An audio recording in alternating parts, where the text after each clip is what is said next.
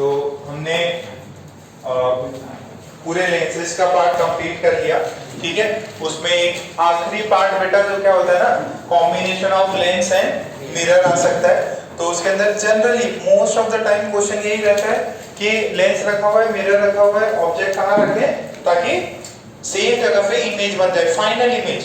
तो क्या करना है कि जो मिरर रखा हुआ है उसके सेंटर ऑफ कर्वेचर पे लेंस की वजह से इमेज बना दो, वो इमेज ऑब्जेक्ट की तरह एक्ट करेगी और पाथ को वापस रिट्रेस करा देगी, ठीक है। तो ये सिंपल सा था। और आज गौरी आई गया, गौरी इतने दिन लग गए तो क्या कर रहे थे? 10 तक छुट्टी है और पिता की बढ़िया है, तो 5 दिन की छुट्टी देके तुरंत बुला लिया, तो टेंशन में हो क्या? बेचारे कपड़े खरीदने जा रहे थे, मैंने मना कर दिया कि पहले पढ़ाई करो, फिर प्लान कैंसिल कर दिया। चलो ठीक है। आप डाउट भी है ना? ठीक है। कितने लोगों ने 1 से 50 कर लिया? 50 तक, 50 तक तुमने कितने कर दिए? पूरे कर लिए ना? 60 किए, 50 तक नहीं किए? नहीं, उससे नीचे। क्यों? सर वो क्वेश्चन समझने में टाइम लग रहा था तो टाइम देना पड़ेगा ना। और कितने नहीं किए 50 तक? मनीष जी तो क्या हो गया? लेट चालू किया था। अरे यहाँ तक भी 1 बजे से 4 बजे तक का टाइम था। वो आपने जो भेजा था ना पीडीएफ, हाँ आधा किया और इसमें देखो देखो 2 होमवर्क दिए, दोनों होमवर्क पे हाथ मार दिया इसने। हाँ भाई तुम्हारा, हाँ झुंझुन वाला 100 के आसपास। सुमित ने भी भेजा, सुमित ने होमवर्क करके भेजा मेरे को। पार्थ ने भेजा था क्या? उतना ही भेजा। तुमने 100 क्यों? अरे भेजना है तो फिर क्या एकदम इधर उधर लिख के करोगे क्या? सही तरीके से करो, पक्का होमवर्क करना है। और उसका अपन डिस्कशन रखते हैं कल, पूरा होमवर्क करो, उसका डिस्कशन रखेंगे कल, ठीक है। जो क्वेश्चन बैंक है उसके 100 क्वेश्चन तो होने ही चाहिए आपसे। 100 सॉरी अभी तो 145 145 और जो कल दिया था वो करो। अच्छा अब जो आज अपन जो करने वाले हैं ये मेंस में ज्यादा है, ठीक है। एडवांस में कम ही है, बोर्ड के लिए ज्यादा बेटर है। कौन सा बोर्ड? 12th स्टैंडर्ड का, ठीक है। तब तक याद रख लोगे ना, इसको रिवाइज करते रहना। ये हेडिंग डालो ऑप्टिकल इंस्ट्रूमेंट्स, ऑप्टिकल इंस्ट्रूमेंट्स।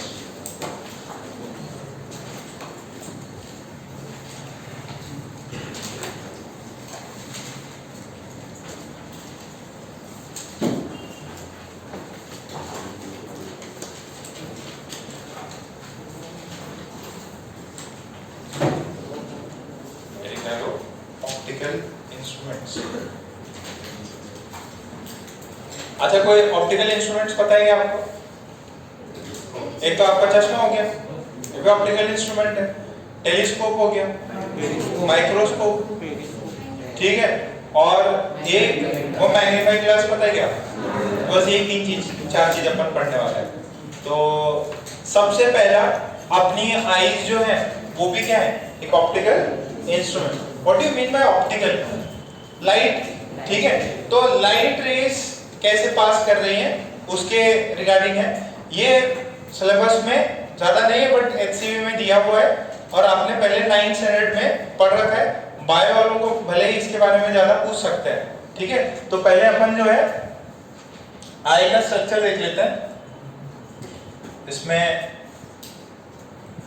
थोड़ा सा इनलार्ज करके बनाया मैंने, ठीक है। बहुत ज्यादा इनलार्ज हो गया। एक बार पहले बनाने के लिए मैं बना लेता हूं, फिर आपको एक्सप्लेन कर दूंगा।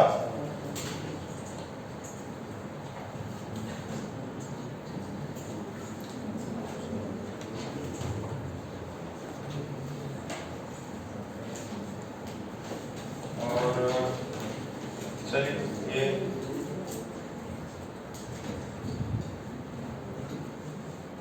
शांत रहो यार।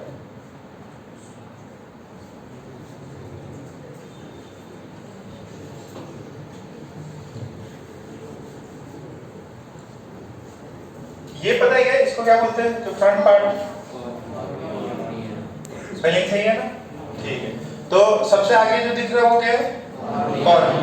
ठीक है। अच्छा यहाँ पे ये इसको क्या बोलते हैं? ये दो जो है आइरिस। ठीक है। अच्छा ये आइरिस के बीच में ये जो जगह है ये इसको क्या बोलते हैं?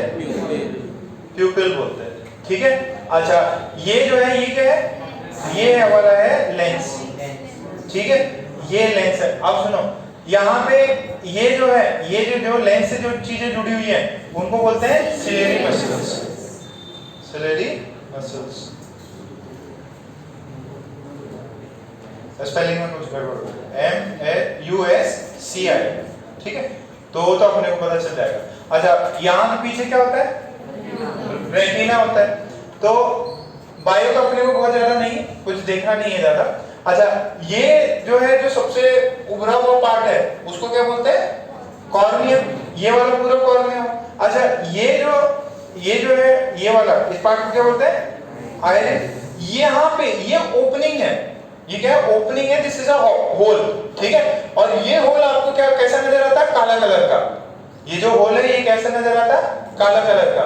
अब ये होल काला कलर का क्यों आता है? देखो जो भी लाइट होगी, जो भी यहाँ पे लाइट जा रही है वो सारी की सारी इस लेंस पे गिरेगी तो कहां से जाएगी? इस होल से जाएगी। और इस होल से जैसे लाइट एंटर मारती है, ठीक है, फिर वो लाइट कभी बाहर नहीं आती है, ब्लैक होल जैसा। ठीक है, जो भी गया सब अंदर ही चला गया। तो जो भी अंदर गया वो बाहर नहीं आता। तो इसकी वजह से ये वाला सेक्शन कैसे नजर आता अपने को? काला नजर आता। ठीक है। और ये जो है ये क्या है? Ciliary muscles. सिलेरी मसल्स क्या करती है? लेंस को कॉन्ट्रैक्ट या रिलैक्स कराती है। तो जैसे ही अच्छा यहाँ प्यूपिल ये जो है आइरिस है, ये क्या कर सकता है? ये जैसे कुछ बच्चे हैं बहुत ज्यादा धूप हो गई तो एकदम आंखें ऐसे चाइनीज हो जाती हैं। ठीक है, तो यार देखो ना अपन चश्मे काहे को पहनते हैं? जो बाहर निकलते हैं, ठीक है, बाहर क्या बोलते हैं? गॉगल्स। क्या बोलते हैं? सनग्लासेस। ठीक है, सनग्लासेस आप पहन के निकल रहे एकदम धूप में। ठीक है, तो उसमें क्या है? आपकी आंखों में जो लाइट आ रही है वो क्या हो जा रही है? उसकी इंटेंसिटी ब्लॉक हो जा रही है। नहीं तो अगर बहुत ज्यादा धूप आएगी तो क्या करेंगे? आपकी ये जो आइरिस है ये क्या करेगी? इस प्यूपिल का साइज क्या कर देती? कम कर देती। और मान लो अंधेरा हो गया, ठीक है, फिर आप आंख फाड़ के देखोगे क्या हो गया? क्योंकि उससे क्या है? क्लियरिटी नहीं आ रही। तो अपन चाह रहे हैं इसको बढ़ा दें। अगर बढ़ गया तो ज्यादा लाइट आएगी, तो ज्यादा लाइट आएगी तो अपन थोड़ा सा ऑब्जर्वेशन थोड़ा सा बेटर हो जाएगा। ठीक है। अच्छा अपने को जो भी चीजें होती हैं वो किस में दिखाई देती? लाइट में दिखाई देती। जैसे यहाँ से लाइट गिरी, बच्चे पे लाइट गिरी और वो लाइट मेरे आंखों पे आ रही तो मुझे डिफरेंट कलर दिखाई दे रहे हैं। कलर देखने का रीजन है लाइट। अगर मान लो अपनी क्लास अभी कितने बजे चल रही है? 5:30। अपन ने 8 बजे तक क्लास कर दी और लाइट चली गई तो आप लोग हो गए जरूर। ठीक है, कॉस्ट्यूम ने रेड शर्ट पहना है, इसने ग्रीन, अपने को दिखाई देगा नहीं? हाँ दिखाई देगा, कुछ कपड़े पहने हुए। ठीक है, और कौन से कलर का कपड़ा है वो अपने को दिखाई नहीं देगा। ठीक है, ये आपको पता ही है सब। अच्छा पीछे अपने नहीं है, अपने ये सब चीजें नहीं है, बायो वालों को होंगे। ये पीछे कुछ होते हैं ना, रॉड्स और कोन्स होते हैं। तो कुछ चीजें आपको क्या करती? कलर आइडेंटिफाई कराती। और कुछ क्या होती है? आपको डार्क में भी चीजों को मतलब एक फील कराते हैं, हाँ भाई ये इतने है। ठीक है, जैसे जानवर उन सबको क्या होता है? रात में भी दिखाई दिखता है ना। और अच्छा ये रीजन देखे कभी कुत्ते या बिल्ली जो रात में एकदम चमकीले आंखें नजर आती है, उसका रीजन क्या होगा? लाइट की वजह से। ठीक है, लाइट जो भी जा रही है रिफ्लेक्ट होके अपने को एकदम चमकीली आंखें, एकदम बिल्ली वाली आंखें। ठीक है, सो ड्रॉ मार लो इसको। पहले से आपको आता है, नया ही सेक्शन है ये ऑप्टिकल इंस्ट्रूमेंट्स। फिर कुछ पॉइंट्स लिखा देंगे ना। HCV की रीडिंग मार लेना जो एडवांस वाले बच्चे हैं, और बोर्ड में तो है भी नहीं। आईज नहीं है, आईज नहीं है।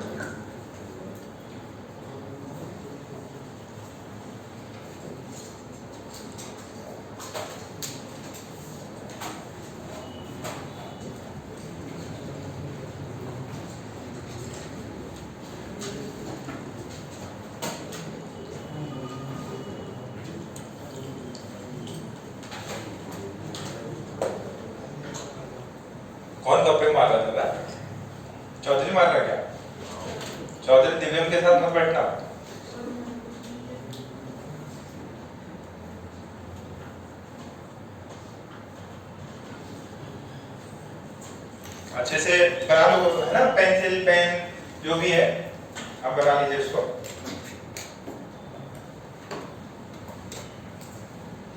फिर कुछ पॉइंट्स दिखा देंगे आपको।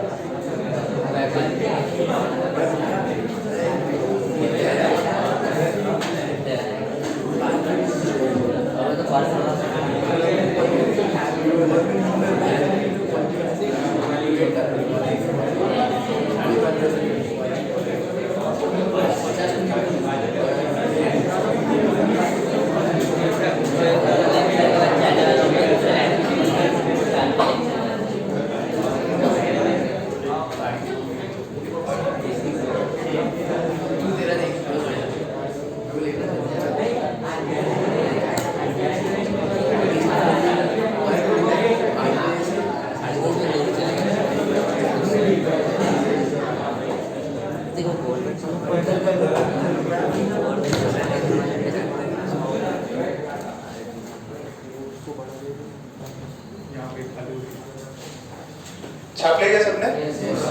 दोनों पूरे लेक्चर देख लिए?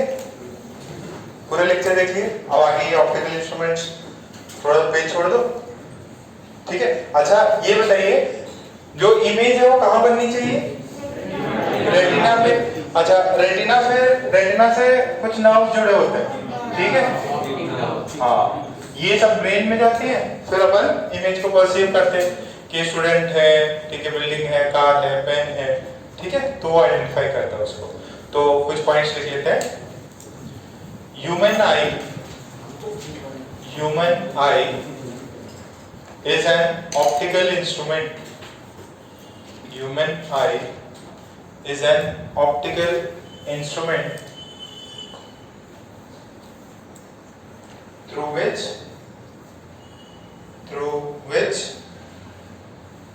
through which humans perceive images. Through which humans perceive images.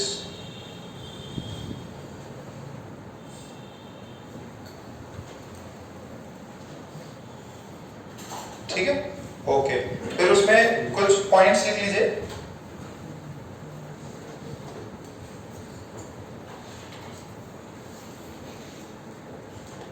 इसमें लिखे The eye is nearly spherical. The eye is nearly spherical. The eye is nearly spherical. Full stop नीचे लिखो। The front portion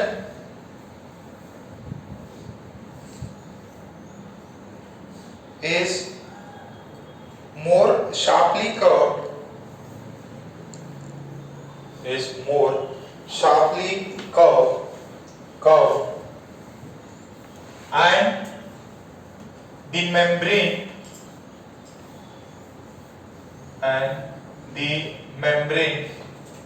is called as cornea. ये जो membrane है front वाली जो है उसको क्या बोलते हैं? कॉर्निया। ये ट्रांसपेरेंट मेम्ब्रेन होती है। वैसे कैसे होती है? ट्रांसपेरेंट। ट्रांसपेरेंट क्यों बोला मैंने? अरे लाइट अंदर जाएगी ना, कैसे जाएगी जब ये कैसा हो? ट्रांसपेरेंट। तो मेम्ब्रेन ये अंडरस्टूड है ना, ट्रांसपेरेंट होना चाहिए। ट्रांसपेरेंट मेम्ब्रेन इसको बोलते हैं कॉर्निया। ठीक है। अच्छा, इस आई के अंदर लिक्विड फिल होता है, इसको क्या बोलते हैं? Vitreous humour. अच्छा, इसके बीच में कॉर्निया और लेंस के बीच में भी कुछ फिल होता है, इसको क्या बोलते हैं? Aqueous humour. इसको बोलते हैं एक्वस ह्यूमर। ठीक है। तो नेक्स्ट पॉइंट लिखेंगे,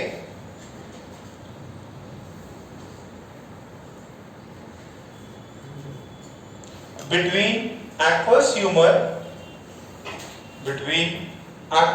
humor and lens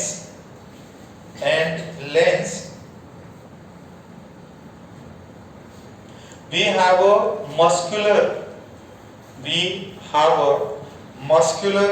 diaphragm. We have a muscular diaphragm called as iris.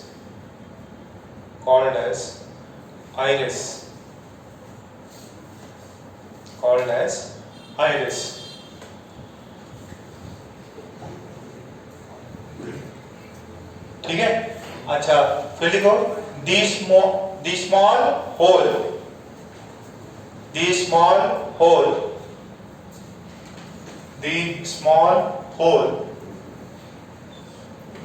in iris is called as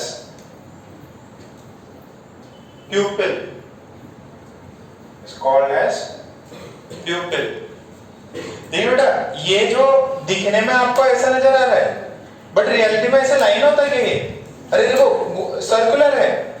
ये जो आइरिस है उसको सराउंडिंग में ये कैसी है? पूरी सर्कुलर है। अब आप उसका साइड व्यू देख रहे हैं तो आपको ये ऐसा नजर आ रहा है, नहीं तो ये क्या है? पूरा एक सर्कुलर। और वो होल ऐसे थोड़ी है, वो होल तो सर्कुलर है। तो ये वाला पार्ट जो है इस आइरिस के अंदर जो होल है उसी को क्या ना बोलते हैं? प्यूपिल। तो फिर नेक्स्ट लिखो,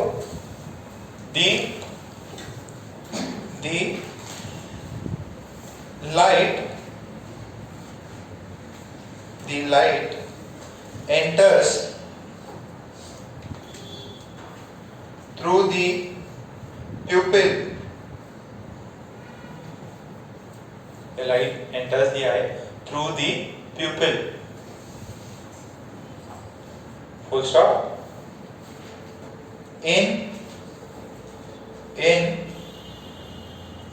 high light conditions, the pupil will contract. In high light conditions, the pupil will contract to limit the flow of light. To limit the flow, to limit the amount of light. To limit the amount of light. Full stop. तो इसमें लिखो, the pupil will expand in low light condition. The pupil will expand in low light condition. The pupil will expand in low light condition. अच्छा, ये जो colourful part होता है का वो कौन सा है? आइरिस। ठीक है। ये वाला जो है ये कलरफुल पार्ट है। अच्छा, ये कलरफुल पार्ट कैसा होता है? सर्कुलर होता है। दिख रहा है? जैसे अपने मेजॉरिटी की आइस कैसी है? ब्राउन। वो ब्राउन वाला पार्ट रहता है ना, ब्लैकिश टाइप। अच्छा, ये ऐश्वर्या राय की कैसी आंखें? काली है, ब्लू है, प्रियंका चोपड़ा। अरे और कोई एक्टर ब्राउन ब्राउन कलर की रहती है, पता चल जाता है, ठीक है, काजल की। अरे जो भी है, जो भी है, अच्छा जो भी हीरोइन है, ठीक है। और देखिए ना, अच्छा ये जनरली ये तो पूरी आंखें नीली कर देते हैं सुपर हीरोज वाली मूवीज में, पूरे लाल आंखें कर देते हैं, ठीक है। तो वो पूरी आंखें करते हैं, आइरिस को नहीं करते हैं ना, पूरी आंखों को रेड कर देते हैं। तो ये चीज समझ में आई। अच्छा ये बेसिकली क्या होता है, आइरिस कॉन्ट्रैक्ट या रिलैक्स होता है। तो आइरिस कॉन्ट्रैक्ट या रिलैक्स होगा तो प्यूपिल पे इंपैक्ट आएगा। तो कौन सी चीज आइस लाइट के इनटेक को कंट्रोल करती है, आइरिस, ठीक है। और आइरिस में कौन है, प्यूपिल। मुझे लगा मेरा फोन बच गया, थोड़ा साइलेंट रख लो यार, तुम भी रख लेना। अच्छा आज तन में नहीं है क्या, क्या हो गया उसको, सोया है? मुझे अभी कॉल लगा, चलो पहले ये लिखवा के मुझे याद दिलाना, अभी कॉल लगवाते हैं उसको। हाँ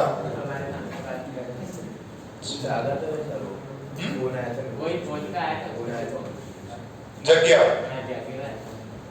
चलो फोन करवाते हैं।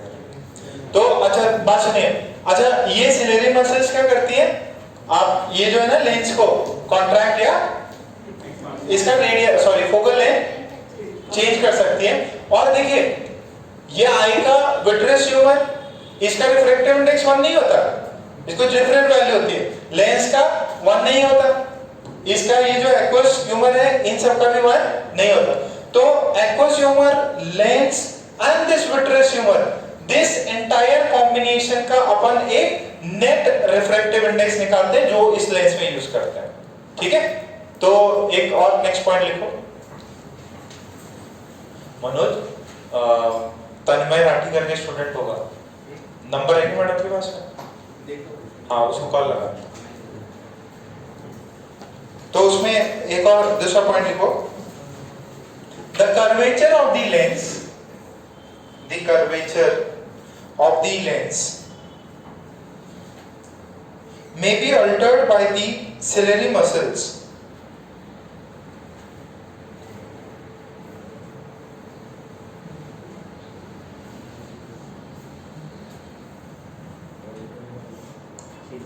ciliary muscles।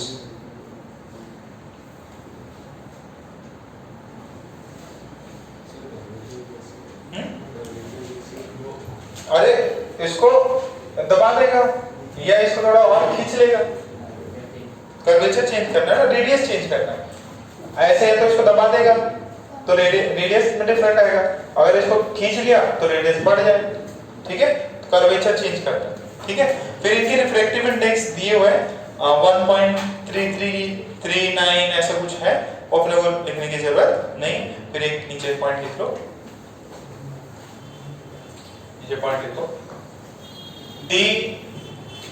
the aqueous humor, lens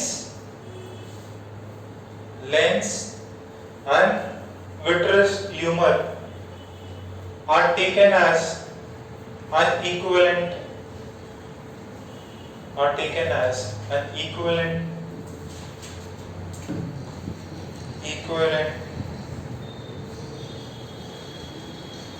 refractive index lens,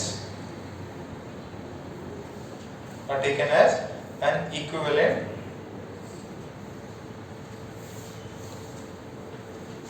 क्या लिखा है, इक्विवेलेंट लेंस, ठीक है। तो ये आई का जब लेंस की बात करेंगे तो सिर्फ ये पर्टिकुलर लेंस ही नहीं है, ये इनके सबके रिफ्रैक्टिव इंडेक्स है ना, तो वो इक्विवेलेंट दिखते हैं। और ये रेटिना में कौन है, रॉड्स है, ये लिख लीजिए बस, हो गया, रॉड्स है, कोन्स। फिर ऑप्टिकल नर्व्स होती है, वो ब्रेन तक मैसेज पहुंचाती है। जब बायो है ना इंटरेस्टिंग, बहुत रट्टा मारना पड़ता है, भूल हो जाते हैं। अब मैं फॉर्मूला बस कहीं ना कहीं करके तो आ ही जाएगा उसका कुछ, मैं तो कम मार लेंगे। ओके इतना हुआ, ओके चलिए ठीक है। तो अच्छा ये बताइए इमेज कहाँ बनती? रेटिना पे। तो यहां पे अब जरा देखिएगा, ये आइस को मैं इक्विवेलेंट लेंस मान रहा हूं और ये मेरा रेटिना है। लेंस और ये डिस्टेंस तो फिक्स है, डिस्टेंस क्या अपना फिक्स है। अच्छा मैंने आई की शेप बताई थी, कितनी होती है? 1 इंच के बराबर होती है। कितनी? 1 इंच के बराबर। 1 इंच मतलब कितना सेंटीमीटर? 2.5 के सेंटीमीटर। तो इसके समथिंग अराउंड 2.5 सेंटीमीटर। 1 इंच कितना होता है? ये ऐसा होता है समथिंग 1 इंच में 2 इंच 4 इंच में इतना बड़ा, ठीक है। अच्छा 1 इंच ठीक है, कोई कोई मूवीज में निकाल भी लेते हैं आके। तो यहाँ पे जरा देखो इसको, तो इसके अंदर v अपना फिक्स है।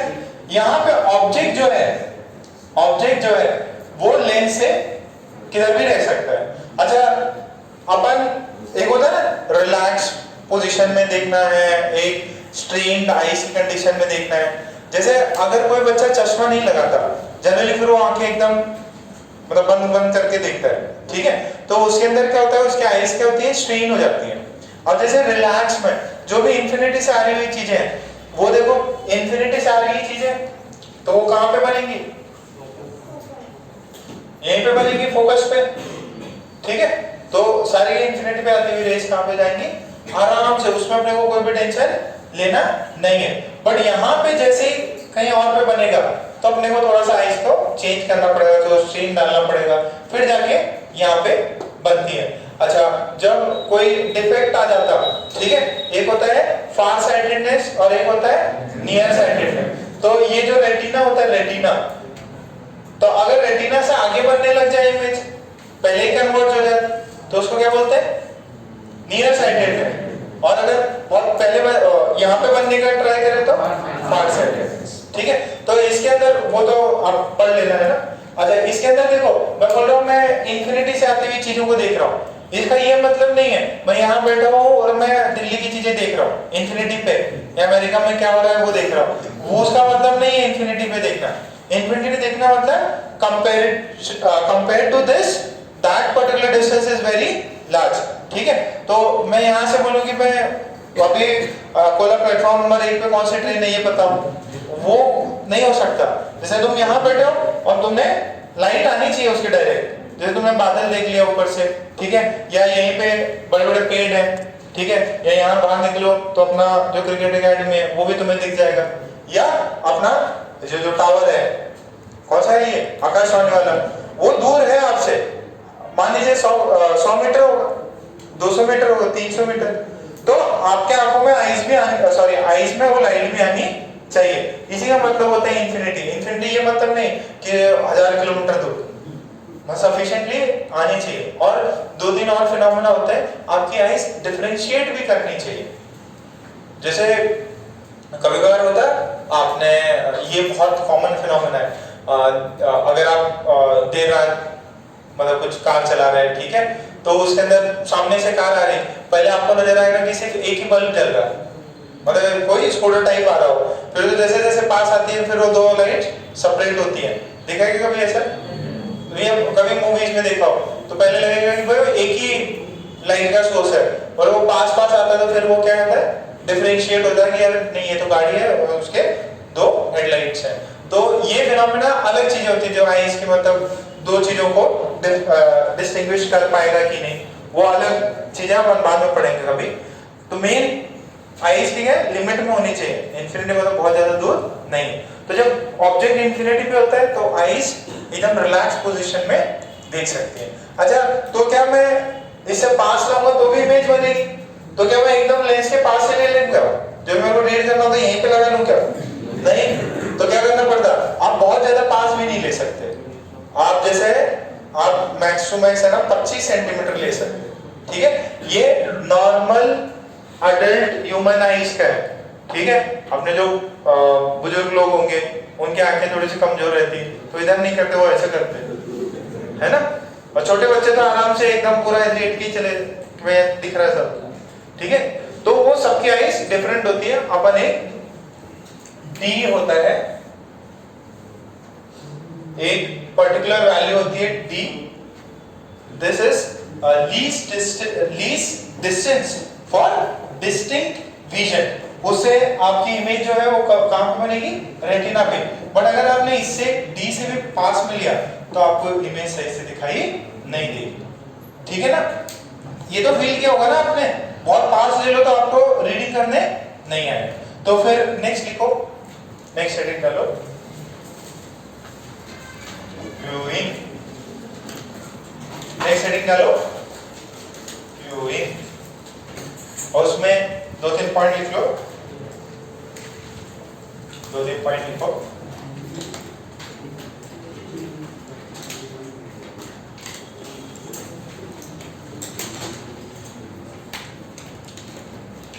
उसमें लिखो if the object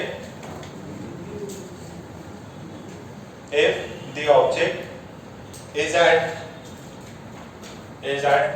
infinity bracket में, that is at a large distance, then the image is formed. Then the image is formed on the focal length of the lens,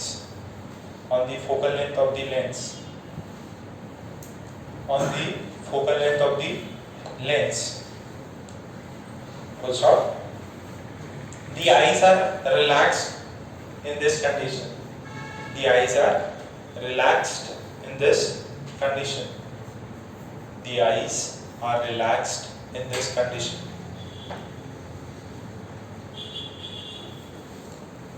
This is called as normal viewing.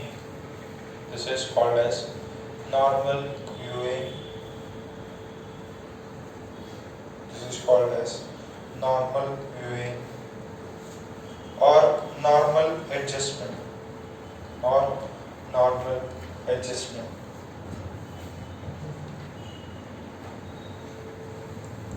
ठीक है. फिर next point ये draw करना है क्या? ये infinity पे आराम से आईज क्या होती है? रिलैक्स होती है. Eyes are relaxed. ये आपको ये देगा eyes are relaxed. Where is the image form? बता लो ऊपर वाला.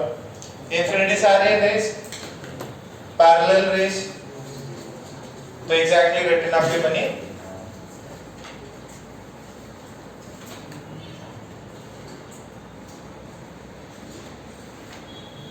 अर्जुन नोट्स किए?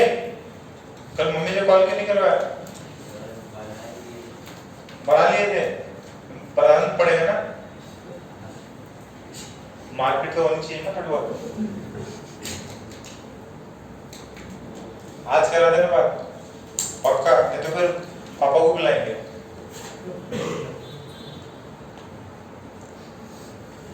हो गया? ओके. इसमें आईज क्या होती है? जब ऑब्जेक्ट इंफिनिटी पे हो तो रिलैक्स होती है. अच्छा अब देखिए एकदम सिंपल है यार. लेंस फॉर्मूला पता है? 1/v minus 1/u is 1/f. देखिए आपको f पता है, आपका u जब इंफिनिटी पे होता है तो vf के बराबर आता है. अब दिस इज फिक्स्ड कि इमेज तो रेटिना पे बननी चाहिए. अब आपका u जो अगर चेंज हुआ तो f चेंज होगा. देखो ये फिक्स है. अगर आप u चेंज कर रहे हो तो f को चेंज करना पड़ेगा. अगर f चेंज करोगे तो आप आईज को मतलब सिलेरी मसल्स उनको जोर लगाना पड़ेगा. तो आईज उस समय पे स्ट्रेन रहती है. जब इंफिनिटी बहुत दूर रहती है तभी आईज रिलैक्स होती है. अगर पास जितना लेके आओगे उतनी आईज क्या होंगी? स्ट्रेन. तो इतनी बात इंपॉर्टेंट आपको समझना है. फिर नीचे लिखो if the object is brought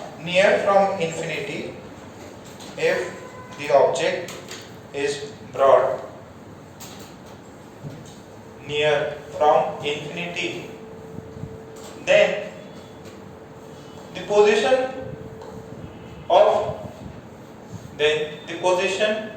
of image is fixed,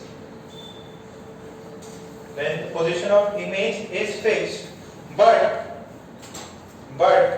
as object distance is changing,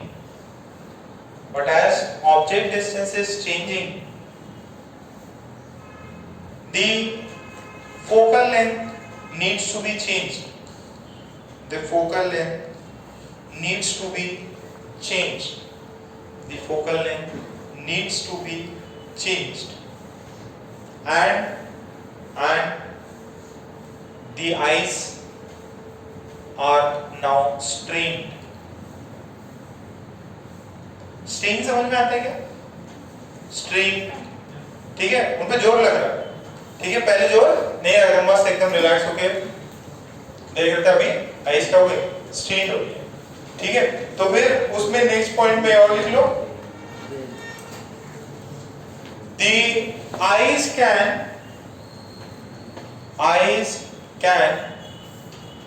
view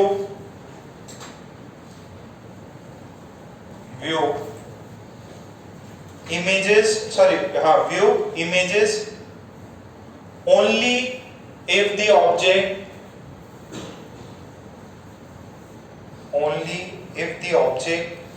is brought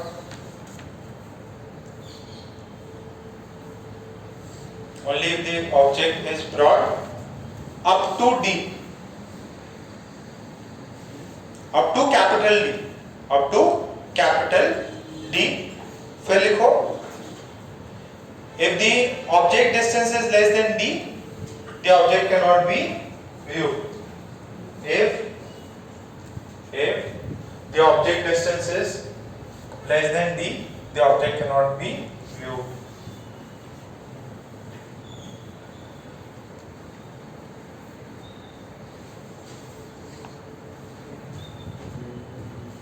अच्छा, D क्या है? कैपिटल D क्या है? ये लिख लीजिए, capital D is the least distance of distant vision. Distant vision means clear vision. इसके बाद में इसके अगर और पास लेके आए तो क्लियरिटी नहीं आएगी। D की वैल्यू होती है नॉर्मल ह्यूमन आइज के लिए 25 सेंटीमीटर। नॉर्मल आइज के लिए कितनी होगी?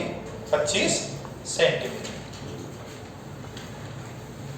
एक अपनी नॉर्मल स्केल आती है 15 सेंटीमीटर की, ठीक है, तो मान लो 2 स्केल्स के बराबर।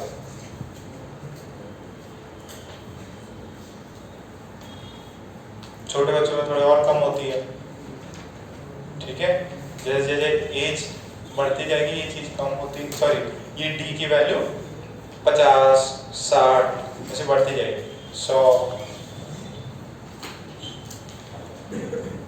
क्या हो गया?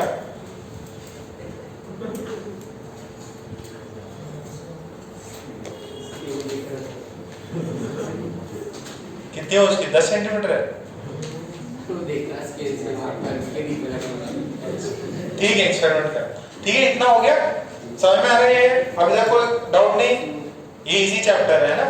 अब नेक्स्ट जान लो apparent size. Apparent size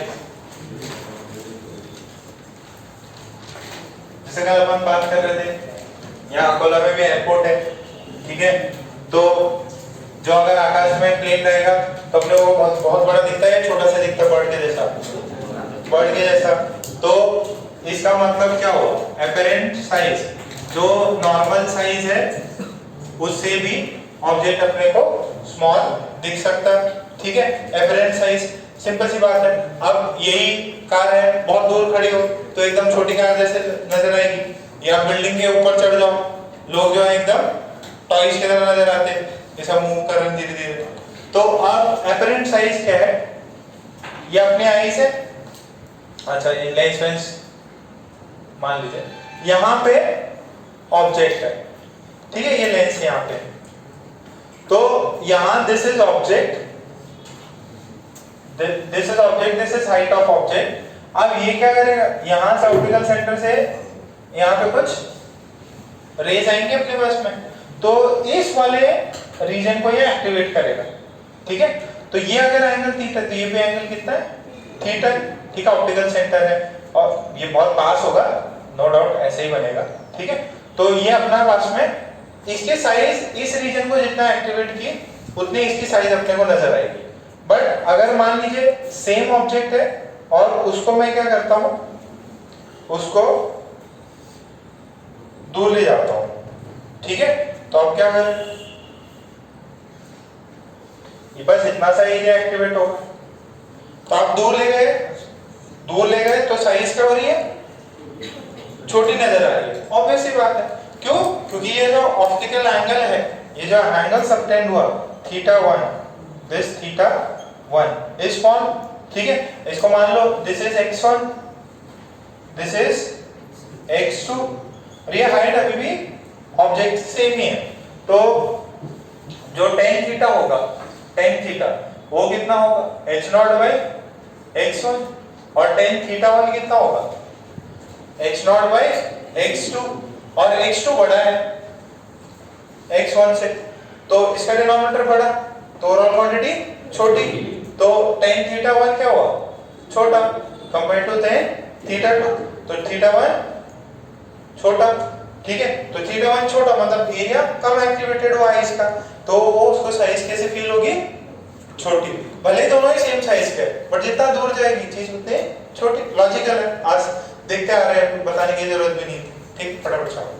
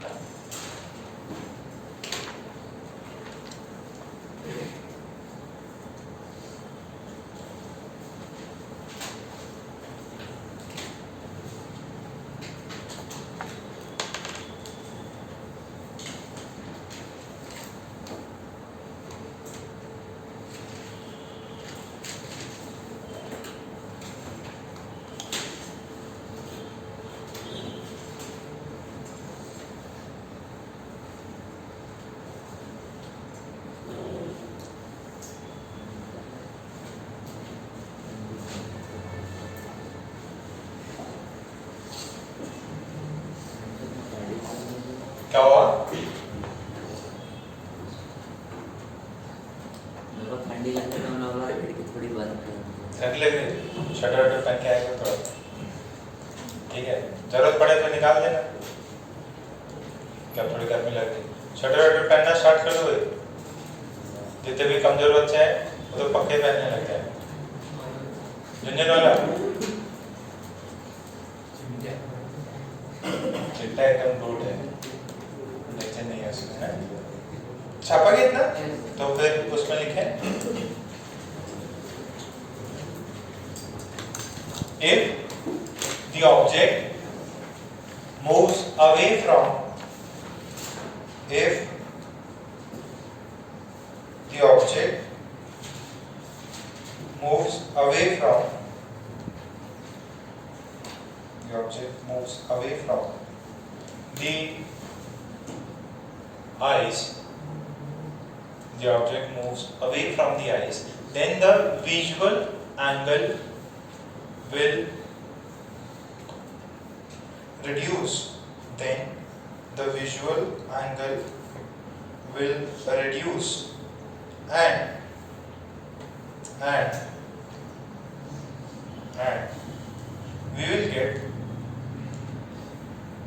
we will get or we will perceive a smaller size of the image.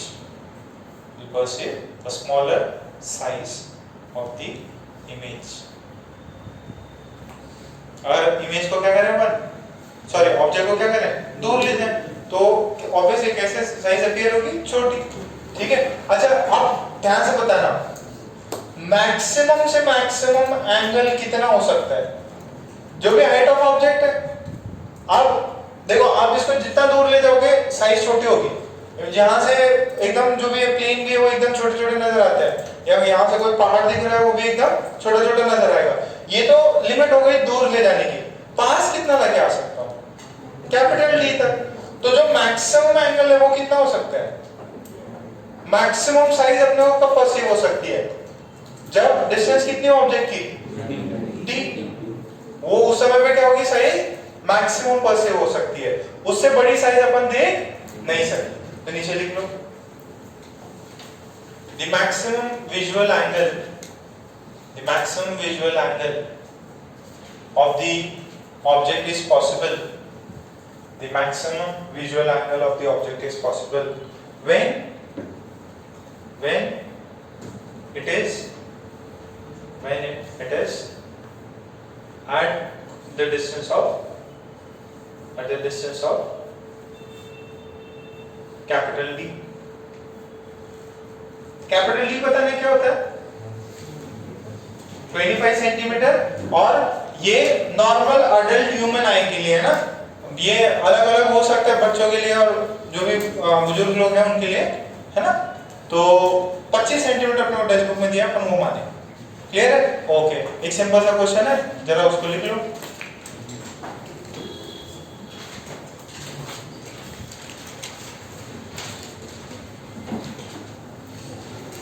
लिखे, two boys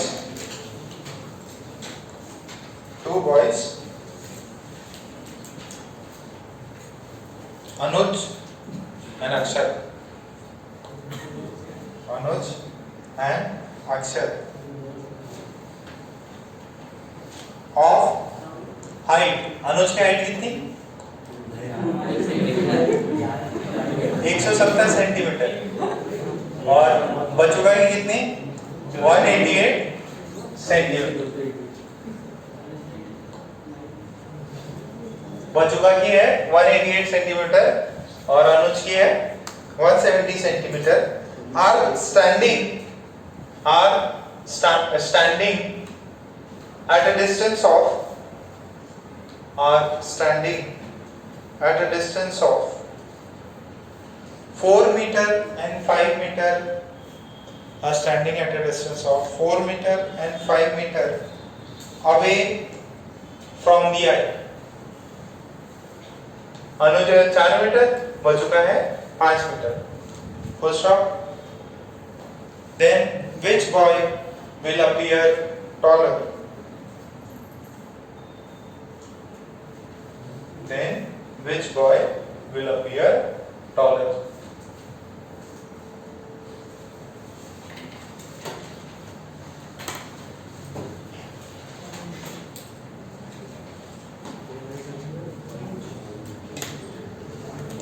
Then which boy will appear taller? कौन सा boy taller appear होगा? अनुज होगा क्या? तो थीटा ए ऑफ अनुज कितना होगा, height upon distance. Height कितना उसका 170 सेंटीमीटर, डिस्टेंस क्या है 4 मीटर. ये बचुका कितना है 188 बाई 5. डिवाइड करके देख लो कौन सा एंगल ज्यादा है. क्या कर रही है, हाँ चल जाएगा कोई दिक्कत नहीं. मीटर में देखो दोनों ही मीटर में है, ऊपर वाला सेंटीमीटर कंपैरिजन करना है अपने को, दोनों की यूनिट सेम रखो, है ना, सेम रखना है तो सेम रख लो। मतलब मैं ये बोल रहा हूँ अगर इसके अंदर हाइट को सेंटीमीटर में लिया है और डिस्टेंस को मीटर में, तो सेम इसमें भी यही करना। कितना है ये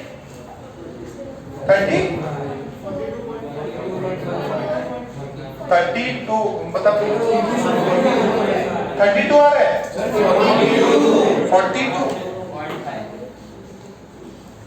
42.5 ये वाला 37.6। तो किसका एंगल ज्यादा है? अनुज का। तो लिख लो अनुज विल अपीयर टॉलर। देखो अनुज भी लंबा हो सकता है 170 मतलब बहुत ज्यादा है।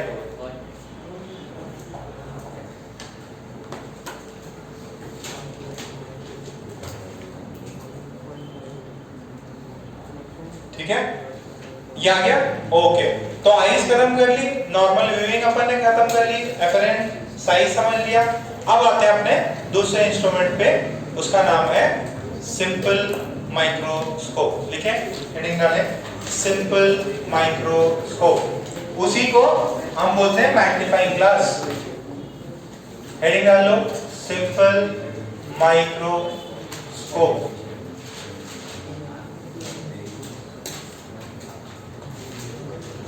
Simple microscope.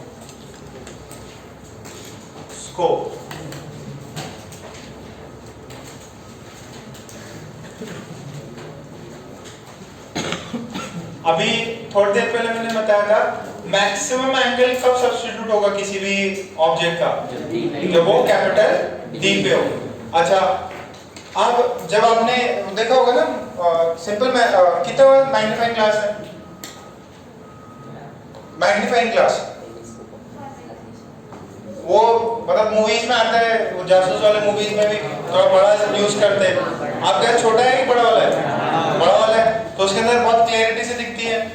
ठीक है तो बेसिकली क्या करता है वो आपका जो पहले अपन दिखाया था ना एपरेंट साइज बता रहे थे, वो साइज बढ़ा देता है। वो आपके आंखों में जो एंगल सबटेंड हो रहा है उसको क्या कर देता है? बड़ा कर देता है। तो आपको चीजें एकदम माइन्यूट डिटेल्स क्लियर हो जाती हैं। जब मान लो कि पंडित के पास गए हो तो वो ऐसा तेरा देखता ना, वैसे आंखें कमजोर रहती है उसकी, तो फिर वो उसको कहते हैं अच्छा इतनी लकीरें हैं भैया, लंबी उम्र है तुम्हारी, राजयोग लिखा हुआ है, पक्का एमएलए बनोगे। ठीक है तो उसके अंदर वही है, वो क्या करता है उसको मैग्नीफाई कर देता। अब उसी का प्रिंसिपल अपन देखने वाले, मैग्नीफाइंग ग्लास या सिंपल माइक्रोस्कोप। तो जो भी अपना ये आईज है ना, ये आईज है, इसमें ऑब्जेक्ट हाइट h0, डिस्टेंस कितना है d। तो जो मैक्सिमम, अच्छा एक चीज और, ये hd बहुत छोटा होता है, तो जो tan थीटा होता है वो कितना होता है अपना h0/d, ये मैक्सिमम एंगल। तो ये अप्रोक्सीमेट होता है, tan थीटा का अप्रोक्सीमेटली कितना लिख सकते हैं? थीटा। sin थीटा को कितना लिख सकते हैं? थीटा। और cos थीटा को 1। तो इफ थीटा इज स्मॉल और थीटा स्मॉल है तो अपन क्या कर देंगे कि this theta not is equals to h0/कैपिटल D। ठीक है क्या? ओके तो ये हो गया अपना क्या, थीटा नॉट हो गया। ये मैक्सिमम एंगल जो है, मैक्सिमम एंगल इसको बोलते हैं नेकेड आई। नेकेड आई मतलब कुछ भी आपने ग्लास नहीं पहना है, कुछ भी चश्मा यूज नहीं किया, लेंस यूज नहीं किया, that is the normal human I. Naked eye में मैक्सिमम एंगल कितना हो सकता है? h0/d। अब अपने को इसको ज्यादा बढ़ाना है। अच्छा ये बताओ, जब भी आप मैग्नीफाइंग ग्लास रखते या ये अपने चश्मे पहने हो तो आपकी आंखों में और चश्मे में बहुत ज्यादा गैप नहीं रहता, और पास ही है।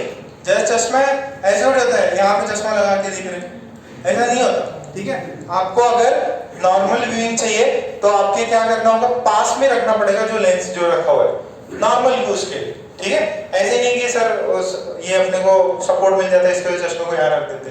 अच्छा, आपने जो लेंस लगाते हैं, कुछ बच्चे लेंस लगाए किसने नहीं, तो जो कुछ लोग लेंस भी लगाते हैं वो क्या आंख में डालते हैं ना एकदम, तो पूरा कवर ही कर देते हैं। तो सेम वही फंडा है यहाँ पे, सेम वही फंडा है। क्या फंडा है कि जो भी अपन मैग्नीफाइंग ग्लास रखेंगे जस्ट बगल में रखें। तो मान लीजिए ये मैग्नीफाइंग ग्लास रखा, this is magnifying glass, magnifying glass में रखा, ठीक है। और यहाँ पे जस्ट मेरी आईज है, यहाँ पे क्या है, जस्ट मेरी आईज है। हमने क्या किया, एक फोकल, एक माइक्रोस्कोप यूज किया है, ठीक है, सिंपल माइक्रोस्कोप या मैग्नीफाइंग ग्लास। इसका फोकल लेंथ जो है वो किससे कम है, कैपिटल डी से। तो पहला केस जो है सिंपल माइक्रोस्कोप का, उसमें क्या करें, इसके फोकल लेंथ पे ऑब्जेक्ट रख दे, यहाँ पे ऑब्जेक्ट रख दे। मैंने बताया था लेंस के कितने फोकस होता है, 2। इंफिनिटी से आती हुई रेस जहां पे मीट करती है वो फोकस नंबर 2, और जहां पे अगर आपने फोकस पे रखा तो यहाँ से जो भी रेज आएंगी वो क्या होंगी, पैरेलल हो जाएंगी। जैसे यहाँ से ये रेज आ रही, कैसे हो गई, पैरेलल हो गई। यहाँ से ये रेज आ रही, कैसे हो जा रही, पैरेलल हो जा रही। तो और बगल में कौन है मेरा, आईज है, यहाँ पे क्या है, आईज है, इस लेंस से लगा हुआ है, बात समझ में आ रही। तो this eyes is very near to the lens, eyes and lens are very near to each other. तो मैंने यहाँ पे रखा, अच्छा ये रेस आंखों में ऐसे जा रही है तो उसको फील कैसा हो रहा है, इंफिनिटी से आ रही है, रिलैक्स हो गया इस केस में। अच्छा इस केस में ये जो एंगल बना है h0, दिस इज f, तो ये हमारा θ1 बना, θ1 बना ना, ये लेंस पे वो एंगल कितना बना रहा, θ1। अच्छा जितना जितना यहाँ पे एंगल बना रहा उतना ही यहाँ पे बगल में मेरे आईज होगी, उसमें भी ये सेम एंगल है, ठीक है। तो उस केस में ये tan θ1 या सिंपली θ1 ये कितना हो जाएगा, h/f। तो θ1 की वैल्यू कितनी है, h/f। तो पहले कितना आ रहा था, पहले कितना आ रहा था, h0/d, अब कितना आ रहा है, h0/f। और ये f क्या है, लेस देन कैपिटल D। तो अगर डिनोमिनेटर छोटा हो गया तो एंगल क्या हो गया, बढ़ गया। तो हम लोग एक चीज डिफाइन करते हैं, एंगुलर मैग्निफिकेशन। क्या डिफाइन करते हैं, एंगुलर मैग्निफिकेशन। एंगुलर मैग्निफिकेशन कितना होगा, θ1/θ0। दिस इज m, कितना है, θ1/θ0। θ1 कितना है यहाँ से, h0/f। ये कितना है, θ1 था h0/f, θ0 h0/d। कुछ कट गया क्या, h0 कट गया, क्या बचा, d/f। तो this is our angular magnification. देखो d की वैल्यू कितनी थी, 25 सेंटीमीटर। मान लीजिए आपने 10 सेंटीमीटर का फोकल लेंस यूज किया तो मैग्निफिकेशन कितना हो गया, 2.5 टाइम्स हो गई। इसका जो एंगुलर मैग्निफिकेशन है उसका यूनिट भी होता है, मैं आपको थोड़ा देर में बता दूंगा। कितना समझ में आया। अपन क्या करते हैं, मिरर सॉरी लेंस यूज करते हैं, लेंस का फोकल लेंथ कैपिटल डी से क्या होना चाहिए, कम, और ऑब्जेक्ट को कहां रख दे मैं, उसके फोकल लेंथ। तो थोड़ा ऐसा करना पड़ता है ना उसको कि हाँ भाई अभी आ गया, पूरा अच्छे से दिखाई दे रहा है, क्लैरिटी ज्यादा आ रही, ठीक है। तो ये वाला पॉइंट, ठीक है। इसको केस 1 में पहले वो लिखो, वहां तक लिखो, 2-3 पॉइंट्स लिखा देता, पहले यहां तक सब बस फॉर्मली रखने इसमें।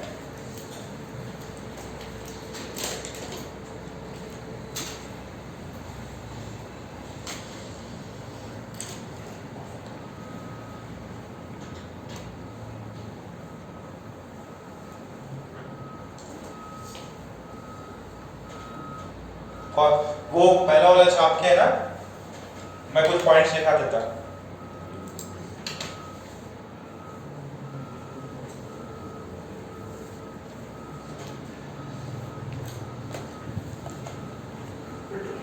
सिर्फ पहला वाला ड्रॉ करना है।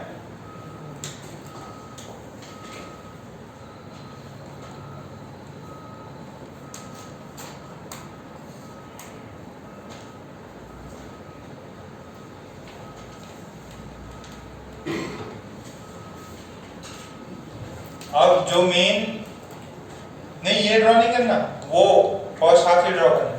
ड्रॉ कर लिया? तो उसमें लिखें object can be kept, object can be kept at u is equals to capital D. Object can be kept at u is equals to capital D to u is equals to infinity. To u is equals to infinity. Max angle is subtended. Max angle is subtended when the object is at a distance of capital D. Max angle is subtended when the object is at a distance of capital D. When the object is at a distance of capital D from the naked eye. They are at a distance of capital D from the naked eye. From the naked eye. Full stop. नीचे next line में this angle can be this angle can be this angle can be further increased. This angle can be further increased by using a converging lens. By using a converging lens of short focal length. By using a converging lens of short focal length just in front of eyes. Just in front of eyes. तो जो lens है उसके just बाजू में अपने eyes है, ठीक है? फिर उसमें लिखो this converging lens. This converging lens is called as simple microscope. This converging lens is called as simple microscope.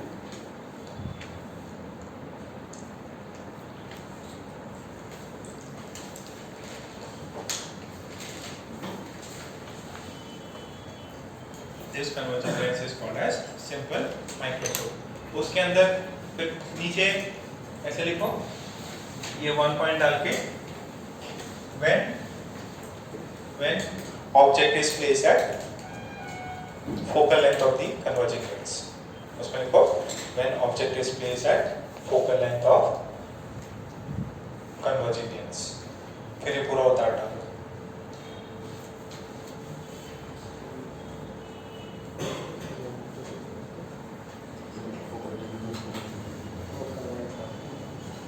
When object is placed at the focal length of the converging lens.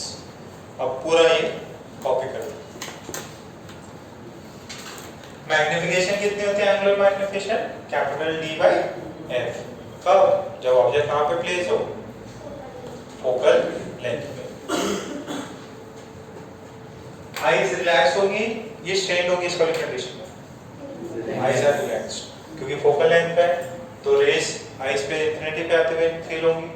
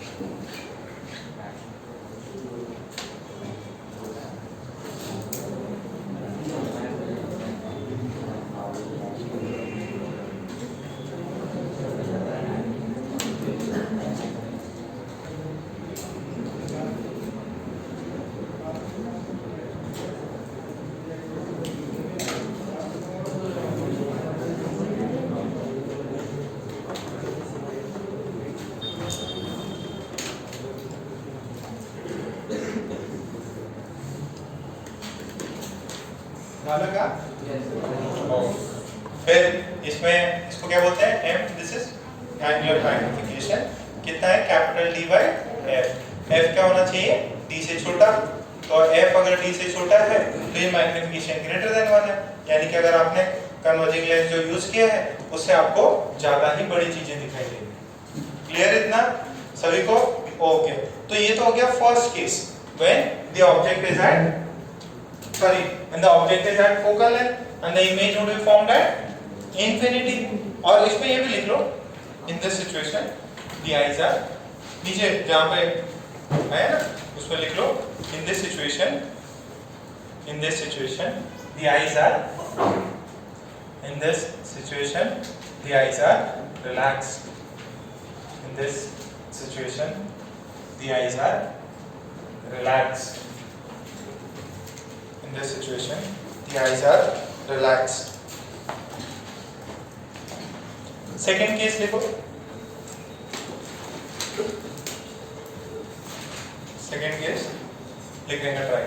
अच्छा यार, अगर सही बात बताओ ना आपको, basically ये जो tan थीटा 1 निकला है ना, ये अपना क्या निकला है? This is height upon u निकला है ना, हाइट अपॉन u ही निकला है। तो u की वैल्यू कितनी थी? f डाल रखी थी। अब मैं चाह रहा हूं कि ये लेंस रखा हुआ है, क्या मैं देखो ये u रखा हुआ है, f रखा था, मैं अगर इस u को f से भी छोटा लिया, अगर इस u जो डिस्टेंस है ऑब्जेक्ट की उसको और पास लिया तो ज्यादा एंगल सबटेंड करेगा। पहले जब f पे रखा तो आइस पे रेस रिलैक्स होकर इंफिनिटी से आती हुई नजर आ रही है, तो मैं इसको और ले जा रहा हूं, तो अगर और फोकल लेंथ से पास ले गया तो अब इमेज किधर बनेगी? इधर बनने लगेगी। तो अब इधर बनने लगी तो अभी सेकंड केस है when object is broad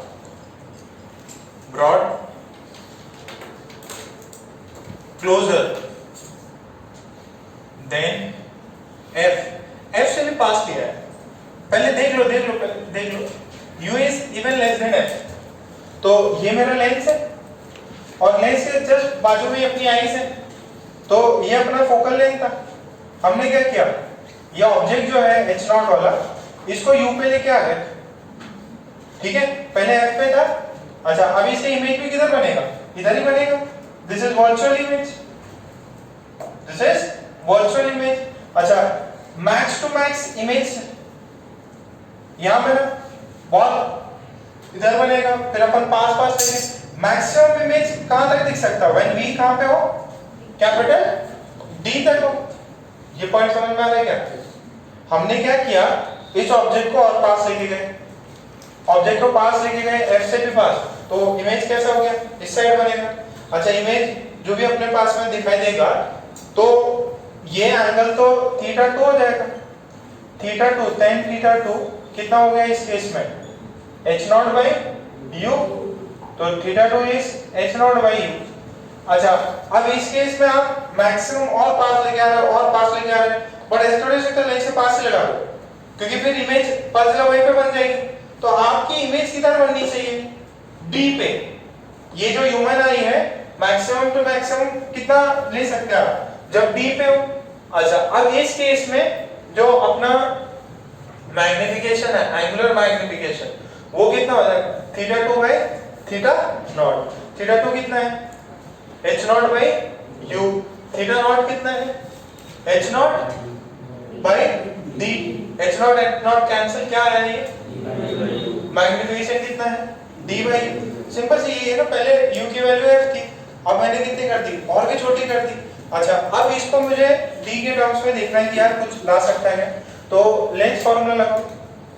lens फॉर्मूले में अगर आपने लगाया तो आपका ऑब्जेक्ट किधर है?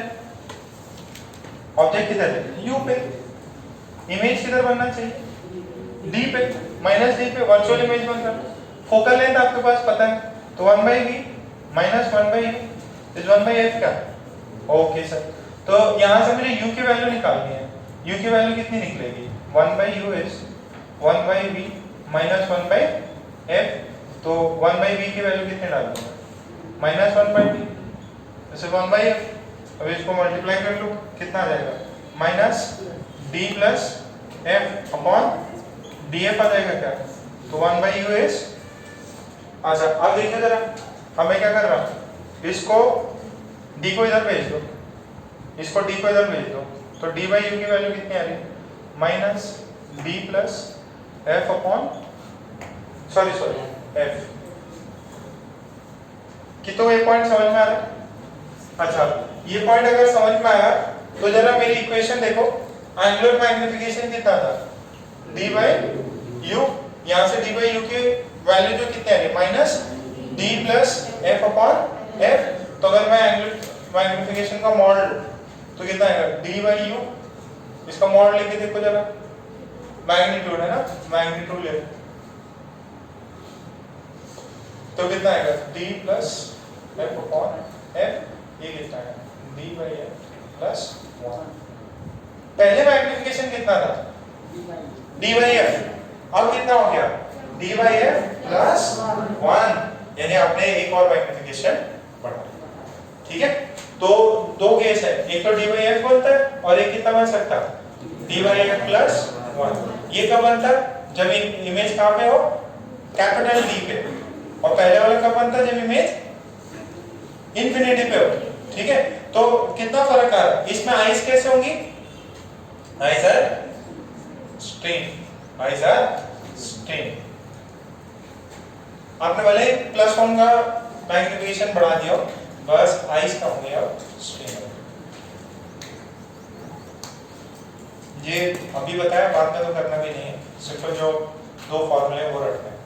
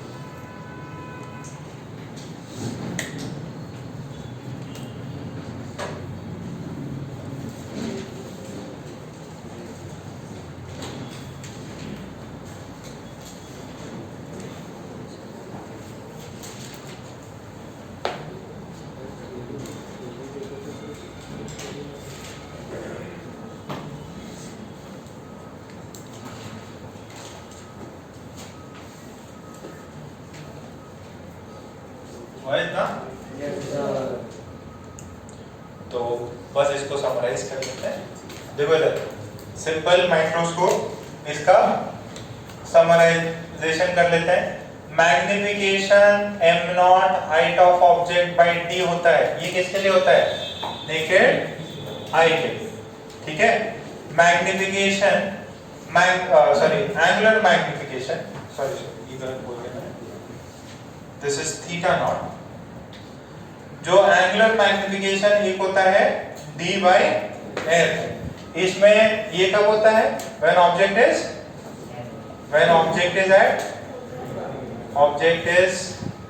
at focal length। इमेज कहाँ पे है? Image at infinity. Eyes relax हैं, क्या है? Eyes are relax. जो भी अपन ने पढ़ा सिंपल माइक्रोस्कोप में, बस ये इसका समरी है। इतने जो भी करा है आपको बस ये 3 पॉइंट याद रखने हैं। मैग्निफिकेशन हो जाएगा दूसरा कितना? 1 plus d by f। Object कहाँ पे है? Object is less than focal length. Object की वैल्यू भी आ गई थी वैसे तो, यहाँ से अगर आप निकालो तो ऑब्जेक्ट की वैल्यू भी आ जाएगी। ऑब्जेक्ट में से कहाँ पे है? df अपॉन d प्लस, ये देखो इससे, ठीक है। Object is less than f, ठीक है। इमेज कहाँ पे है? कैपिटल D पे, आईज आर स्ट्रेट, बस इतना ही सही है। जो भी लिखा है ये पूरा समरी है उसका। नेकेड आई के लिए S नॉट बाई D, जब फोकल लेंथ पे रखा हो तो D बाई F, जब कैपिटल D पे इमेज बन रहा हो तो 1 प्लस D बाई F। एक टाइम पड़ जाता है एंगल में।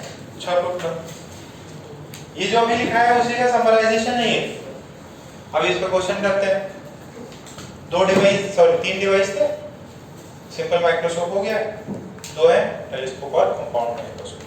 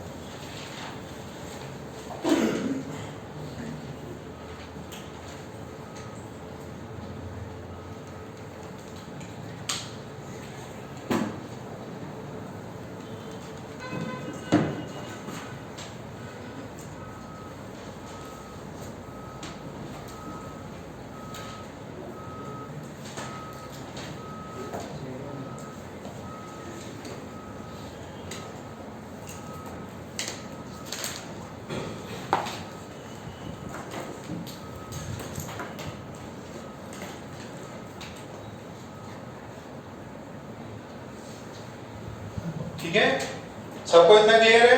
आपको याद यही करना है, जब शॉर्ट नोट्स बनाओगे ना यही चीज लिख लेना वाला है ना। ओके चलो फिर एक सिंपल सा क्वेश्चन लिखो। An object is seen through a magnifier. An object is seen through a magnifier of focal length 12.5 centimeter. Of focal length 12.5 centimeter. Find the angular magnification.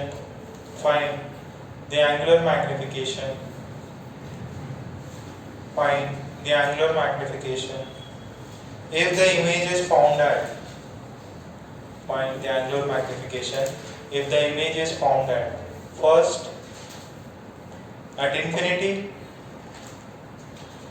पहला at infinity, second at the least distance at the least distance of distant vision, at the least distance of distant vision, at the least distance of distant vision, at the least distance of distant vision. कितना आ रहा है? 2 and 3. अच्छा, इसका angular magnification का एक unit भी होता है.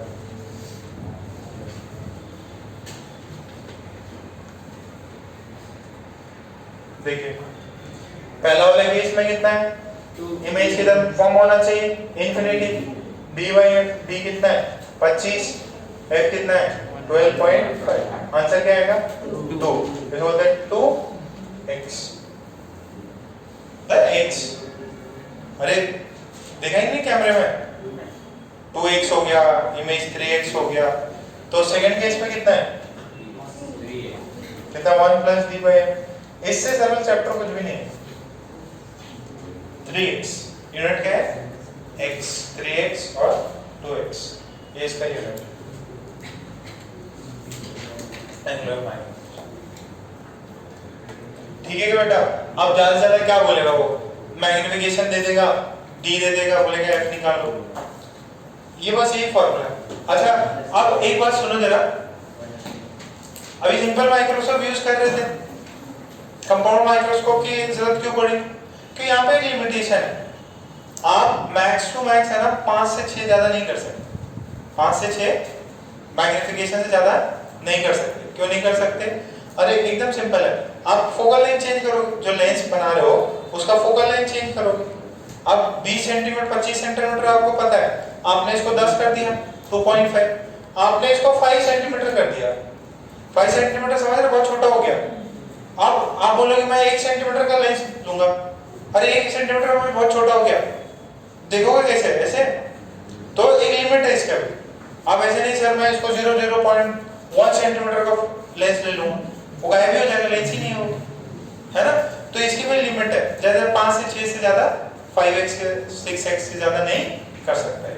ठीक है, क्योंकि ह्यूमन आई 25 है ना, ये फिक्स है. इतना कि तो क्लियर हुआ? क्या हुआ?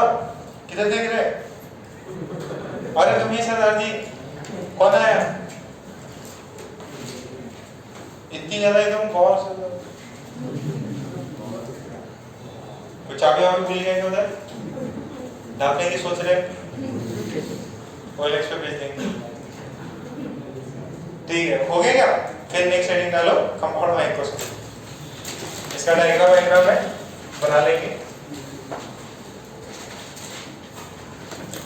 ये चैप्टर एडवांस में नहीं है ना, सिर्फ मेंस में है. तो बहुत ज्यादा डिफिकल्ट सवाल नहीं है इसमें.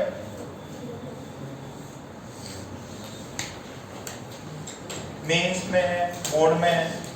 बोर्ड में किसमें? 11th में नहीं, 12th में. मेरा आज या कल में उनका खत्म हो जाएगा 12th में कोर्स. ठीक है, तो आप लोगों को अभी फिर नेक्स्ट जब भी सितंबर में अक्टूबर में बंद देखिए. थोड़ा मेहनत ज्यादा करो अभी. अब खेलने कूदने का टाइम है.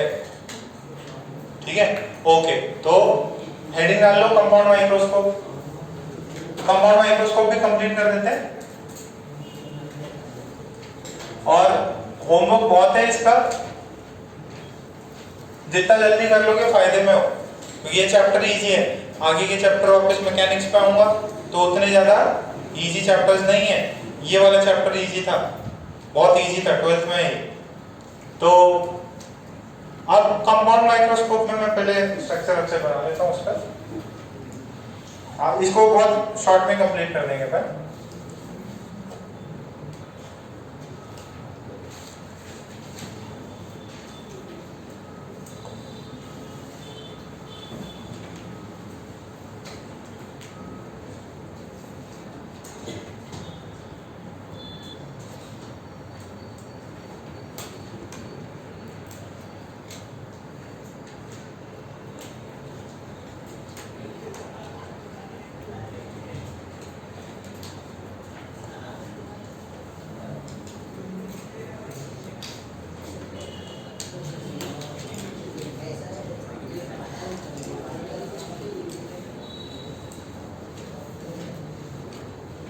बस 2 मिनट में लगो।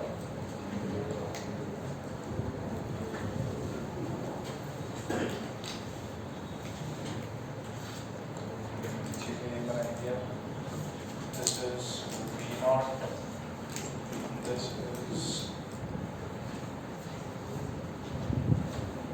eyepiece,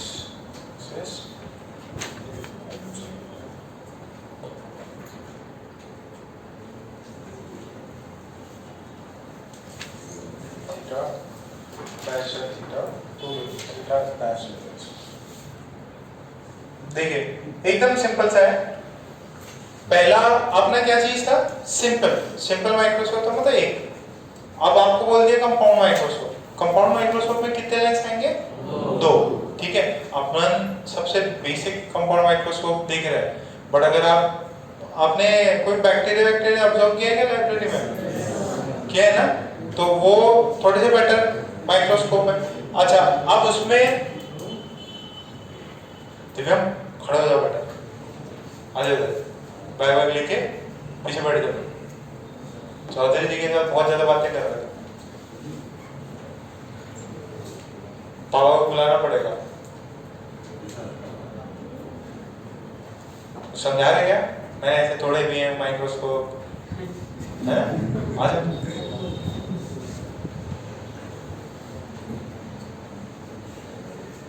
जल्दी आओ, इतना टाइम नहीं है अपने पास।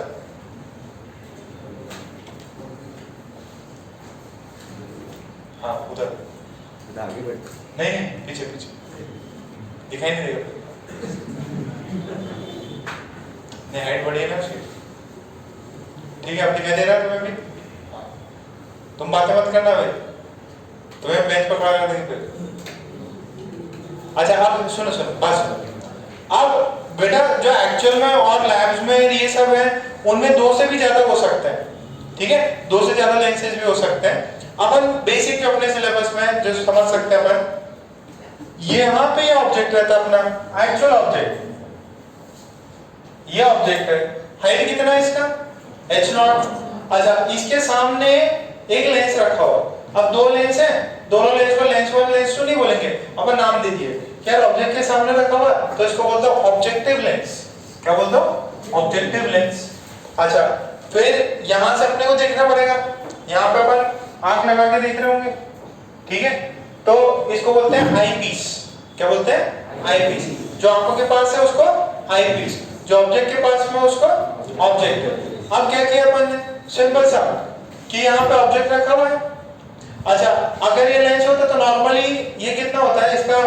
h0 by capital D। Naked eye पे मैक्सिमम मैग्निफिकेशन कितना हो सकता है? h0 by capital D is the maximum magnification on the naked eye. अब मैंने फर्स्ट क्या किया? इस लेंस से पास किया, इस लेंस से पास किया। अब यहाँ पे जो भी है, जो भी ऑब्जेक्ट डिस्टेंस है, उसके करस्पॉन्डिंग मेरे को यहाँ पे इमेज 1 मिला। क्या मिला? ये इमेज 1। तो because of objective I am getting an image of height h dash, height h dash. और ये वाला जो है आई पीस पे एंगल निकाल रहा है कितना? Theta dash. कितना निकाल रहे हैं? Theta dash. जैसे सिंपल माइक्रोस्कोप में होता था। अब अपने को मैग्निफिकेशन बढ़ाना है तो हमने क्या किया? पहले एक बार सिंपल माइक्रोस्कोप यूज करके उसकी मैग्नीफाइड इमेज बनाई और उस मैग्नीफाइड इमेज का फर्दर मैग्निफिकेशन कर दिया। 2 स्टेप में किया अपन ने। अपन ने देखा कि यार अपने पास में तो कुछ लिमिट लग रही थी कि अपन ज्यादा 5 से 6 मैग्नीफाइड टाइम्स कर सकते, 5x कर सकते थे, 6x। अब मेरे को 20x देखना है, 30x देखना है, तो वो सिंपल से काम नहीं होगा। तो 2 यूज किए। पहले इससे मैग्नीफाइड इमेज लाओ और वो मैग्नीफाइड इमेज इसके लिए क्या काम करेगा? ऑब्जेक्ट। अरे ऑब्जेक्ट काम किया तो फिर वो और बड़ा इमेज बनाएगा। तो वही दो स्टेप में हमने इसको काम किया। तो ये इमेज h डैश किसकी इमेज है? ये पहले वाले लेंस की। अब h डैश का h डबल डैश ये किसका इमेज है? ये इमेज है आई पीस की। ठीक है, क्लियर है? तो पहले 2-3 पॉइंट्स लिख लो। अच्छा, ड्रॉ कर दिया क्या? ड्रॉ नहीं किया? पहले 2 पॉइंट लिखो। पहले 2 पॉइंट्स लिखो। Compound microscope, compound microscope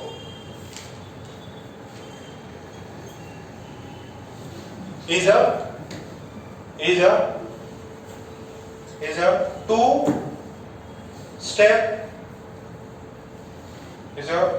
two-step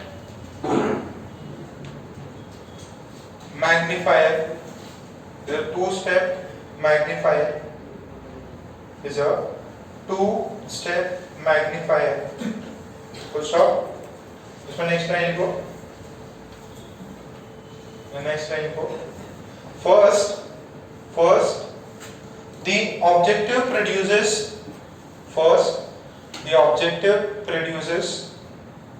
a magnified image. First, the objective produces a magnified image, and in second step, eyepiece produces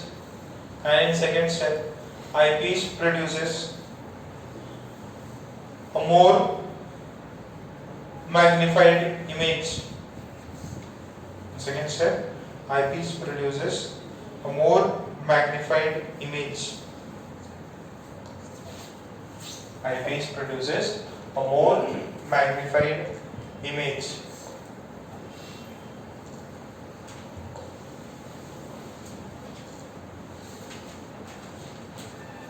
ठीक है, अब फिर वो डायग्राम ड्रॉ कर लो.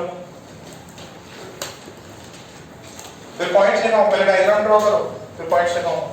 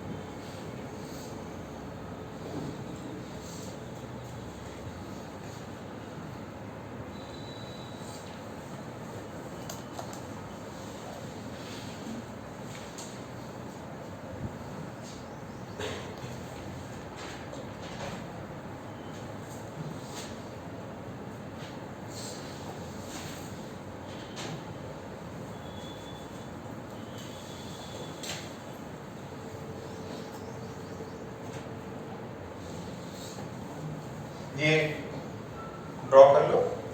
2-3 पॉइंट्स बता देते हैं.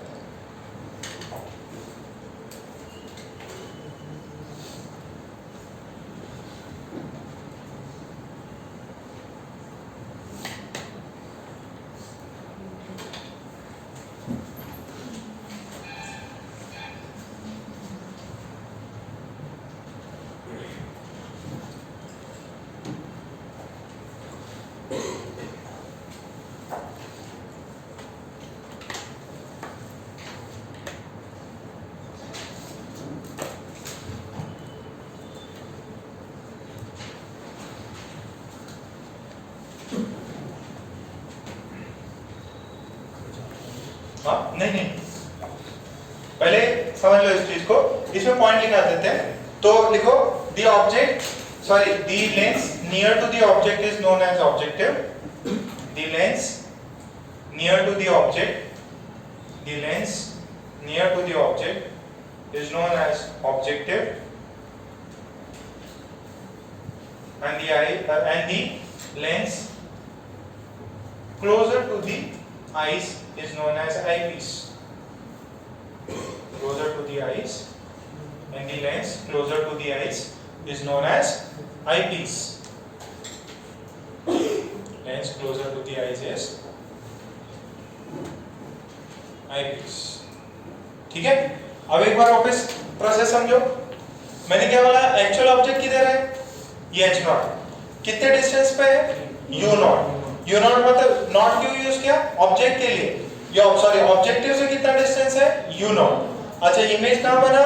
v not. और ये v नॉट किसके तरह, अभी ये जो सॉरी ये जो V नॉट से ये जो इमेज आया ना image 1, it will act as an object for eyepiece. तो ये डिस्टेंस कितना है यू ई, ठीक है, U E means object distance from the eyepiece. फिर यहां से क्या बना अपना इमेज, ठीक है, इमेज 2 बना। अच्छा अब सिंपल सा प्रोसेस है, ये आई इसके जस्ट बगल में, ये एंगल कितना होगा थीटा डैश। अच्छा ये थीटा डैश की वैल्यू कितनी होगी h डैश बाय u ई, तो थीटा डैश की वैल्यू कितनी h डैश बाय u ई।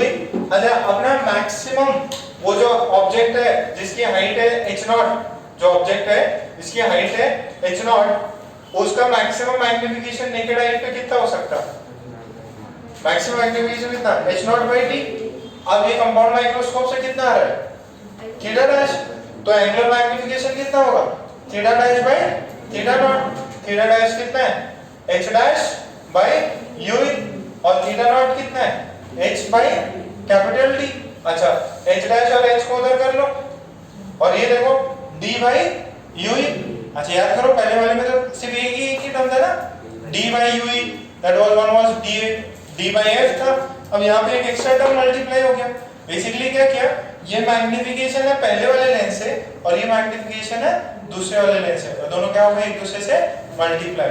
अब ये h डैश बाय h का h नॉट का वैल्यू चाहिए मेरे को। अच्छा पहले हाइट ऑफ इमेज कितना है h dash, height of object कितना है, ये तो ट्रांसवर्स मैग्नीफिकेशन की बात कर रहा है। तो for the objective what is transverse magnification h dash by h that is v by u। अच्छा मैग्नीट्यूड लिखा, डिस्टेंस कितना है, इमेज किधर बनना v नॉट पे, ऑब्जेक्ट किधर पे था u नॉट पे, ऑब्जेक्टिव से v नॉट u नॉट, तो h dash by h naught की वैल्यू कितनी आ रही है v naught by u naught. तो जो अपना एंगुलर मैग्नीफिकेशन है वो कितना हो जाएगा v naught by u naught into d by u e। This is my angular magnification of compound microscope, ठीक है। तो फिर पहले ये लिख लो, पहले ना ये लिखो theta not is equals to h naught by d, theta naught is equals to h naught by d is the maximum magnification for naked eye. Theta naught is equals to h naught by d is the maximum magnification for naked eye. फिर वो लिखो h dash, sorry theta dash is h dash by ue. Theta dash is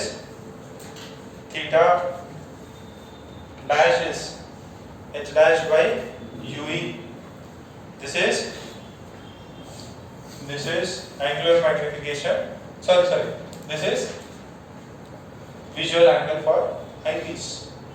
Visual angle for eyepiece. This is the visual angle for eyepiece. तो फिर angular magnification कितना हो जाएगा, ये लिखो अब angular मैग्नीफिकेशन कितना होगा h dash by h not, sorry theta dash by theta naught, sorry theta dash by theta naught. फिर दोनों की वैल्यूज डाल दो, यहाँ जाके रुक जाओ।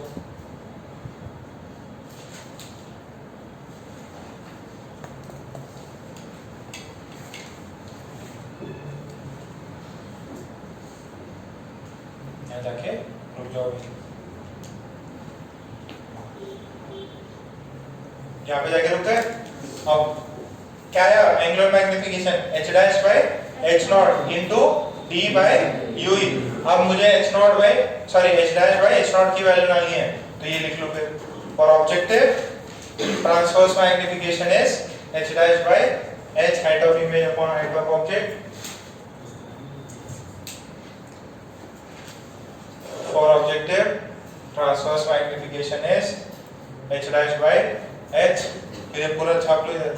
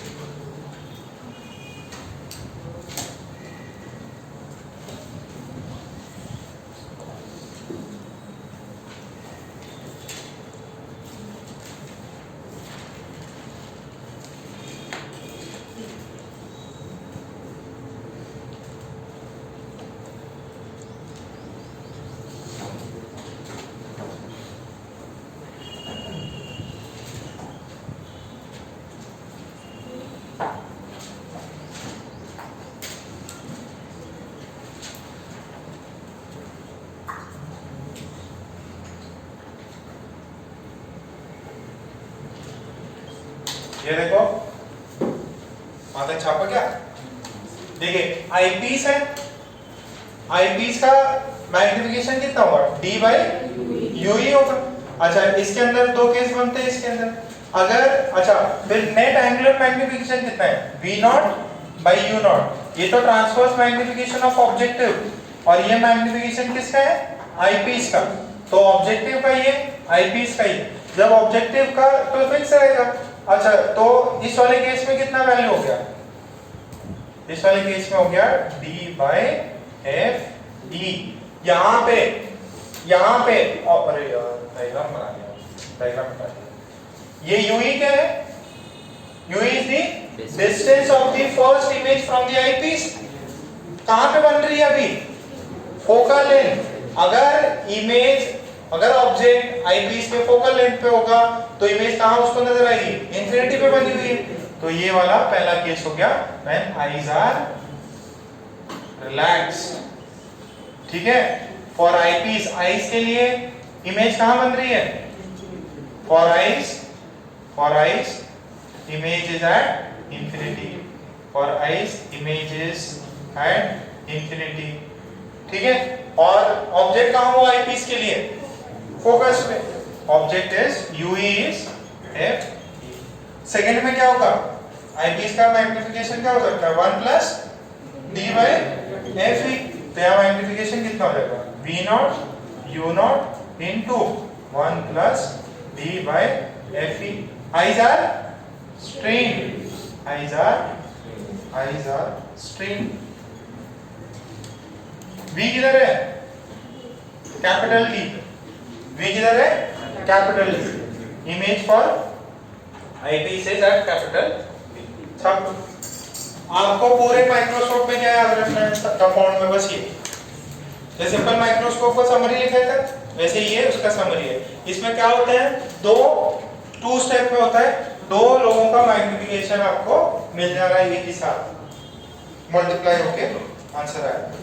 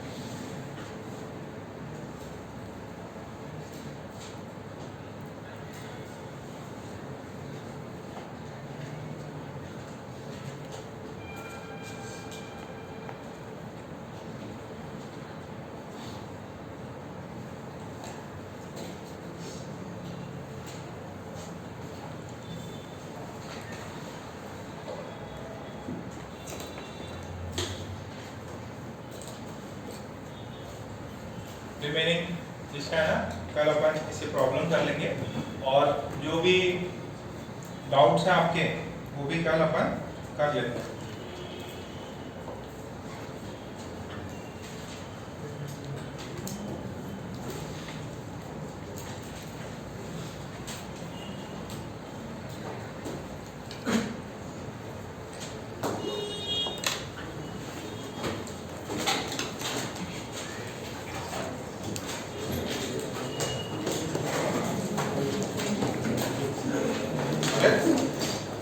क्या हुआ, इतना जल्दी?